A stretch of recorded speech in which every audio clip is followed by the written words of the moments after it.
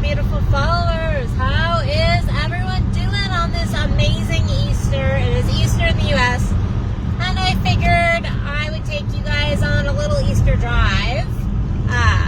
So I am headed up to see family, so figured I'd just share a message that I've really been kind of stewing on over the last few days as I really get introspective and really get thinking about, the messages of Easter, and whether you're somebody who believes in Easter or not, if you are a Christian, if you're a Muslim, I don't really care. The fact is, there are messages in this holiday that really are relatable to anybody and everybody. And those are the messages of hope and trust and certainty and of faith and renewal, and this massive message of renewal. And so I was really thinking about the process of Easter. So we have Good Friday, where there's pain and there's suffering, and in truth, it feels like all hope is lost. It really feels like in the story of Jesus and the crucifixion, at this point, all hope is truly lost on Good Friday. And you're watching all this pain and this suffering. And it's very relatable to our own lives, where we do have these moments of feeling like we're not going to get through. We're experiencing all this pain, all this suffering, feeling like we've been betrayed by those in our lives, or by God and the universe.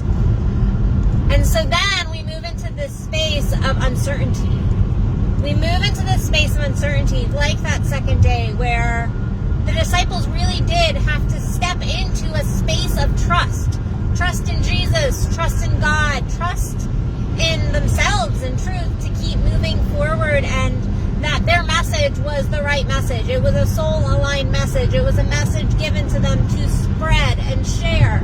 And even though they looked around and everything did feel like it was hopeless, I'm sure.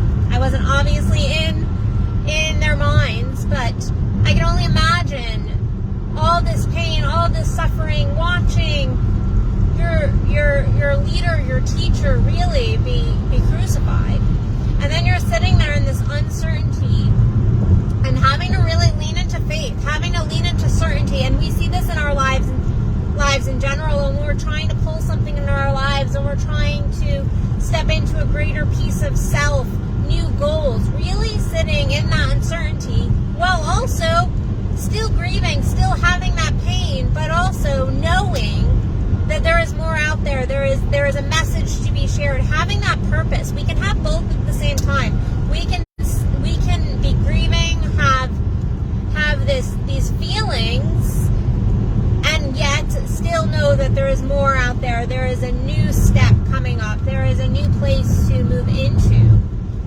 And so I can just imagine being one of those disciples and feeling like all of this stuff has happened, and really it feeling at some level a hopeless situation, and yet still having certainty, still having hope, still moving forward. And then the renewal. And in truth, in our lives, we're always in this reawakening, renewal, this coming back again, which Jesus really did show. And I'm not trying to preach here. Again, take the message for what it is, whether you are Christian or not. It doesn't matter. You can still take the message for what it is. And it is him coming back again. And this was a teaching that we're always in a space of renewal. He didn't come back the same man that he was right before the crucifixion, but he came back. And our spirits are always, in this human life, are always renewing. We go through this cycle of pain and sorrow and suffering and killing of the person we are in order to become the person we want to be. Yet the message, the love, the connection remains the same. And so it is this certainty and this hope and this trust within that we must really lean into. And I don't know, Easter really just brought this up for me. I was sitting thinking, and I was raised Catholic. I was raised very Catholic, and so while some of the messages of Catholicism I personally found negative and harmful, there is this beautiful lesson that is really religion, spans just humanity as a whole, and that is this inner light, this knowing peace, this intuitive knowing and faith and hope and trust that is so pivotal, because we can fall into the pain body, which we all do at times. Guess what? Like, we're human. Sometimes we fall into our pain body, but we can notice and see, oh, I'm in my pain body. I am totally in my pain body right now, and yet still see the hope for the future, still be moving forward and taking the steps to move out of the pain body, to tap into our message for the world, whether that is a coaching message like the one I'm sharing right now, or just our message in our life and how we are living it. And because guess what, we're writing our own story, and then seeing where we need to kind of really renew and continue to come back around to reawakening to the next level us, the next level us, to get closer to our inner selves, that divine light that is us. And each time we renew, we want to work to get closer to that, not closer to the negative, closer to the pain body. We want to make sure that our steps forward are closer to our aligned self and purpose and God and spirit, whatever you want to name it. And so really, that's my message for Easter. It's to look at where, if you're sitting there in pain, I know there's so many people struggling right now in the world, whether that's in relationship. I know I'm a relationship coach, so everyone wants me to talk about relationships, but in truth, it's all a mirror. So if you're struggling in your relationship, you're also probably struggling in other areas of your life, and vice versa. And so to really look at where you're in your pain body, because we all have moments and spaces and places where we are in our pain body. So looking at that pain body and going, where is there still hope here? Where is the silver lining? Where is the renewal? And am I actually leaning into the hope? Am I leaning into the certainty here? Or am I leaning into the fear, the negative, the shadow lands, and getting stuck? Where do I need to renew? It might be uncomfortable. It's not always easy, but where do I need to renew myself?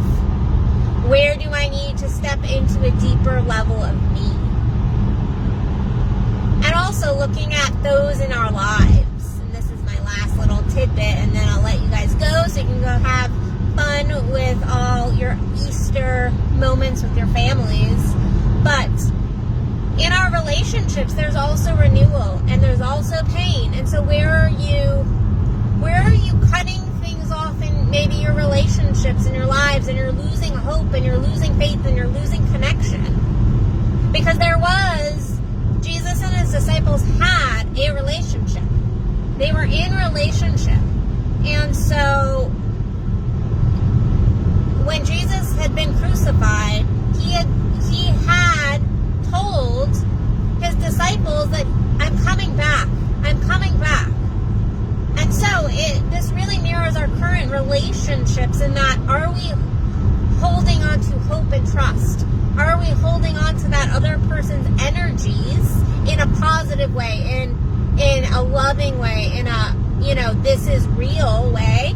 Or are we letting them be crucified and then going, well, I never believed them in the beginning? Are we gossiping? Are we cutting them off? Are we dismissing that connection? Are we dismissing where that energy ever was, and finding new ways to renew the relationship and to find new spaces to dive deeper through those struggles? Or are you just giving up? Are you giving up and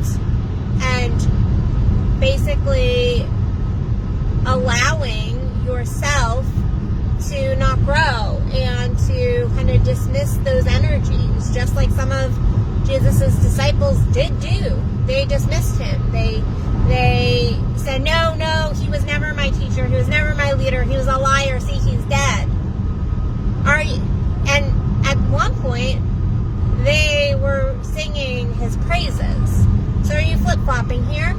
Are you doing that in your relationships? Whether it's your romantic relationships, your relationships with your kids, your friends, your colleagues, it doesn't really matter. So really look looking at where you're losing that hope, faith, and trust in those in your life? And is it that they are turning their backs on you? Or are you really the one turning your backs on them? Or maybe a little bit of all of it. Because again, welcome to humanity. We have a pain body still. But we have ability and a consciousness to get out of that pain body. So, alright. My amazing, beautiful followers. And I say beautiful followers because you all have beautiful souls. Each and every one of us have magnificent, beautiful souls. I am almost at my destination and at a stoplight, so I am going to let you guys go. You can check out more of my videos at addisonbell.net or follow me at Addison Bell Coach. Other than that, I love you guys, and I will see you tomorrow for another Addison Unleashed.